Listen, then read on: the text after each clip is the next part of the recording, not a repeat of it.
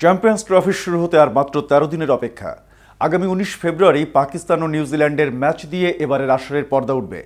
৮ দলের বৈশ্বিক টুর্নামেন্টটি সামনে রেখে আজ ম্যাচ অফিসিয়ালদের তালিকা প্রকাশ করেছে আইসিসি।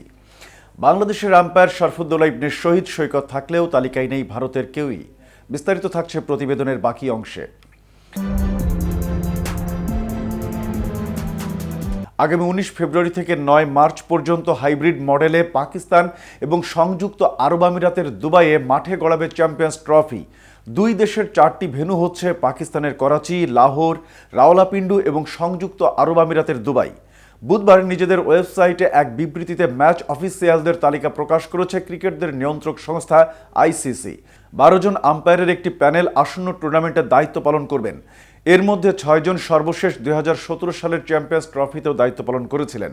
অভিজ্ঞ রিচার্ড কোটেলবোরের সঙ্গে আছেন Chris Gaffaney, Kumar Dharmasena, Richard Illingworth, Paul Reiffel এবং রড টাকার।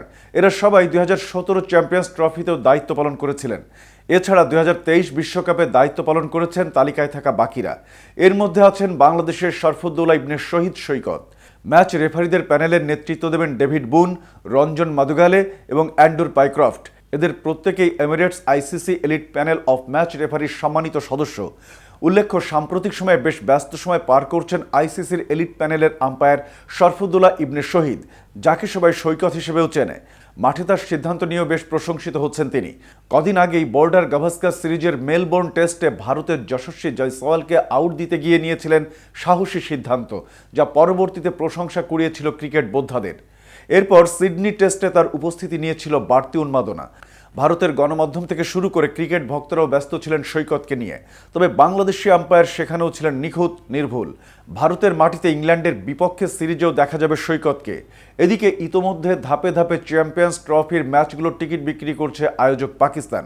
অনুমিতভাবেই হাই ভোল্টেজের ভারত ও পাকিস্তানের ম্যাচের টিকিট মুহূর্তে শেষ হয়ে গেছে। এমনকি ভারত বাংলাদেশ এবং ভারত নিউজিল্যান্ডের মধ্যকার ম্যাচের সব টিকিটও বিক্রি হয়ে গেছে।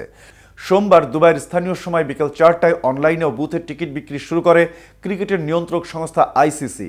টিকিট ছাড়ার ১ ঘন্টারও কম সময়ে স্বাগতিক পাকিস্তান, ভারত, বাংলাদেশ ও নিউজিল্যান্ড দলকে নিয়ে এ গ্রুপের ম্যাচের সব টিকিট বিক্রি হয়ে যায়।